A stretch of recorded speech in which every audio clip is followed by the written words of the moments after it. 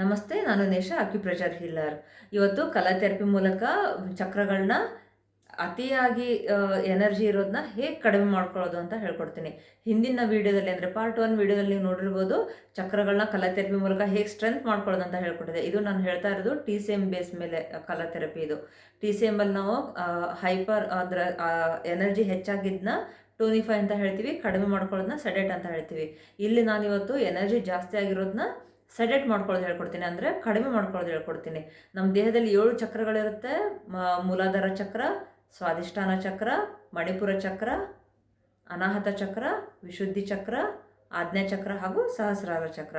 ಮೂಲಾಧಾರ ಚಕ್ರನ ಹೇಗೆ ಸ್ಟ್ರೆಂಥನ್ ಮಾಡ್ಕೊಳ್ಳೋದು ಅಂತ ಹಿಂದಿನ ವೀಡಿಯೋದಲ್ಲಿ ಹೇಳ್ಕೊಟ್ಟಿದ್ದೆ.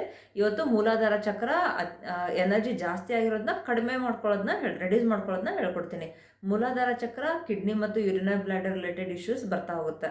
ಅಂದರೆ ಅಲ್ಲಿ ಮೂಲಾಧಾರ ಚಕ್ರ ಇಂಬ್ಯಾಲೆನ್ಸ್ ಎನರ್ಜಿ ಡೌನ್ ಆದಾಗ ನಮ್ಮ ಕಿಡ್ನಿ ಮತ್ತು ಯೂರಿನರಿ ಬ್ಲಾಡರ್ ಫಂಕ್ಷನಿಂಗ್ ಕೂಡ ಡೌನ್ ಆಗ್ತಾ ಹೋಗುತ್ತೆ. ಹೈಪರ್ ಆಗ್ಬೋದು, ಡೌನ್ ಆಗ್ಬೋದು.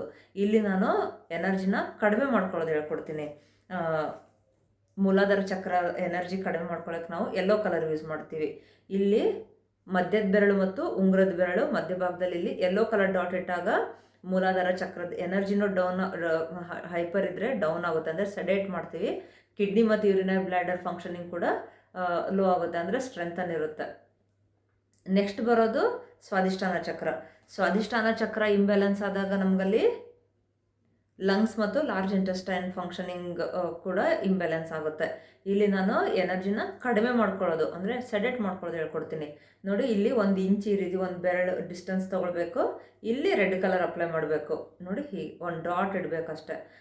ಇಲ್ಲಿ ರೆಡ್ ಕಲರ್ ಇಡೋದ್ರಿಂದ ಲಂಗ್ಸ್ ಮತ್ತು ಲಾರ್ಜ್ ಇಂಟೆಸ್ಟೈನ್ ಆರ್ಗನ್ ಫಂಕ್ಷನ್ ಕೂಡ ಬ್ಯಾಲೆನ್ಸ್ ಆಗುತ್ತೆ. ನೆಕ್ಸ್ಟ್ ಬರೋದು ಮಣಿಪುರ ಚಕ್ರ. ಮಣಿಪುರ ಚಕ್ರನ ನಾನು ಟೋನಿಫೈ ಮಾಡ್ಕೊಳ್ಳೋಕ್ಕಲ್ಲಿ ಯೆಲ್ಲೋ ಕಲರ್ ಹೇಳ್ಕೊಟ್ಟಿದ್ದೆ. ಇಲ್ಲಿ ಅದು ಎನರ್ಜಿನ ಡೌನ್ ಮಾಡ್ಕೊಳ್ಳೋಕ್ಕೆ, ಅಂದರೆ ಸೆಡೆಟ್ ಮಾಡ್ಕೊಳ್ಳೋದು ಗ್ರೀನ್ ಕಲರ್ ಯೂಸ್ ಮಾಡ್ತೀವಿ. ಬಟ್ ಇಲ್ಲಿ ಶುಗರ್ ಪೇಷಂಟ್ಸ್ ಇಲ್ಲಿ ಗ್ರೀನ್ ಕಲರ್ ಇದನ್ನ ಯೂಸ್ ಮಾಡಬಾರ್ದು, ಅವರು ಯೆಲ್ಲೋ ಕಲರೇ ಯೂಸ್ ಮಾಡಬೇಕು. ನೋಡಿ, ಇಲ್ಲಿ ಮಣಿಪುರ ಚಕ್ರ ಇಂಬ್ಯಾಲೆನ್ಸ್ ಆದಾಗ ಸ್ಟಮಕ್ ಮತ್ತು ಸ್ಪ್ಲೀನ್ ಆರ್ಗನ್ಗಳಲ್ಲೂ ಕೂಡ ಇಂಬ್ಯಾಲೆನ್ಸ್ ಆಗುತ್ತೆ, ಅಂದರೆ ಅದರ ರಿಲೇಟೆಡ್ ಇಶ್ಯೂಸ್ ಬರ್ತಾ ಹೋಗುತ್ತೆ. ನೆಕ್ಸ್ಟ್ ಬರೋದು ಅನಾಹತ ಚಕ್ರ. ಅನಾಹತ ಚಕ್ರನ ಲಿವರ್ ಮತ್ತು ಗಾಲ್ ಬ್ಲಾಡರ್ ಆರ್ಗನ್ಗೆ ಹೋಲಿಸ್ತೀವಿ. ಇಲ್ಲಿ ನಾವು ಬ್ರೌನ್ ಕಲರ್ ಯೂಸ್ ಮಾಡಿದ್ದೀನಿ. ಸೆಡೆಟ್ ಮಾಡೋಕ್ಕೆ ಇಲ್ಲಿ ಬ್ರೌನ್ ಕಲರ್ ಯೂಸ್ ಮಾಡಿದ್ದೀನಿ. ನೋಡಿ, ಈ ರೀತಿ ಇಲ್ಲೊಂದು ಡಾಟ್ ಇಡಬೇಕು. ಇಲ್ಲಿ ಈ ಚಕ್ರ, ಅನಾಹತ ಚಕ್ರ ಇಂಬ್ಯಾಲೆನ್ಸ್ ಆದಾಗ ಲಿವರ್ ಮತ್ತು ಗಾಲ್ ಬ್ಲಾಡರ್ ಇಶ್ಯೂಸ್ ಬರುತ್ತೆ. ನೆಕ್ಸ್ಟ್ ಬರೋದು ವಿಶುದ್ಧಿ ಚಕ್ರ. ವಿಶುದ್ಧಿ ಚಕ್ರನ ಬ್ಲ್ಯಾಕ್ ಕಲರ್ ಮೂಲಕ ಸೆಡೆಟ್ ಮಾಡ್ಕೊಳ್ಬೋದು, ಅಂದರೆ ವಿಶುದ್ಧಿ ಚಕ್ರ ರಿಲೇಟೆಡ್ ಇಶ್ಯೂಸ್ ಬರೋದು ಹಾರ್ಟ್ ಮತ್ತು small intestine organ related issues ಬರುತ್ತೆ. ಅಲ್ಲಿರೋ ಎನರ್ಜಿನ ನಾವು ಕಡಿಮೆ ಮಾಡ್ಕೊಳ್ಳೋಕೆ ಇಲ್ಲಿ ಬ್ಲ್ಯಾಕ್ ಕಲರ್ ಯೂಸ್ ಮಾಡ್ಬೋದು. ಇಲ್ಲಿ ಒಂದು ಬ್ಲ್ಯಾಕ್ ಕಲರ್ ಯೂಸ್ ಮಾಡಬೇಕು. ಇಲ್ಲೊಂದು ಇಲ್ಲೊಂದು ಗೆರೆ ಬರುತ್ತಲ್ಲ, ಗೆರೆ ಮೇಲ್ಭಾಗದಲ್ಲಿ ಸ್ವಲ್ಪ ಬ್ಲ್ಯಾಕ್ ಕಲರ್ ಡಾಟ್ ಇಡಬೇಕು. ಈ ಎಲ್ಲ ಕಲರ್ಸು ಡೇ ಟೈಮಲ್ಲಿ 4 to 5 hours ಇಟ್ಟರೆ ಸಾಕು. ನೆಕ್ಸ್ಟ್ ಬರೋದು ಆಜ್ಞಾ ಚಕ್ರ. ಆಜ್ಞಾ ಚಕ್ರನ ಬ್ಲೂ ಕಲರ್ ಯೂಸ್ ಮಾಡಬೇಕು. ಬ್ಲೂ ಕಲರ್ ಯೂಸ್ ಮಾಡಿಬಿಟ್ಟು ಎನರ್ಜಿ ಜಾಸ್ತಿ ಇದ್ದರೆ ಅದನ್ನ ಸೆಡೆಟ್ ಮಾಡ್ಕೊಳ್ಳೋದು, ಅಂದರೆ ಕಡಿಮೆ ಮಾಡ್ಕೊಳ್ಳೋದು. ಇಲ್ಲಿ ಸ್ಕೈ ಬ್ಲೂ ಕಲರ್ ಅದು ಪೆರಿಕಾರ್ಡಿಯಮ್ ಮತ್ತು ನೋಡಿ ಟ್ರಿಪಲ್ ವಾರ್ಮರ್ ಮತ್ತು ಪೆರಿಕಾರ್ಡಿಯಮ್ ಆರ್ಗನ್ಗೆ ರಿಲೇಟೆಡ್ ಇಶ್ಯೂಸ್ ಬರುತ್ತೆ. ಸ್ಕೈ ಬ್ಲೂ ಕಲರ್ ಡಾಟ್ ಇಟ್ಟಾಗ ಅಲ್ಲಿ ಏನಾದ್ರು ಫಂಕ್ಷನ್ ಜಾಸ್ತಿ ಇದ್ದರೆ ಅದು ಕಡಿಮೆ ಮಾಡುತ್ತೆ.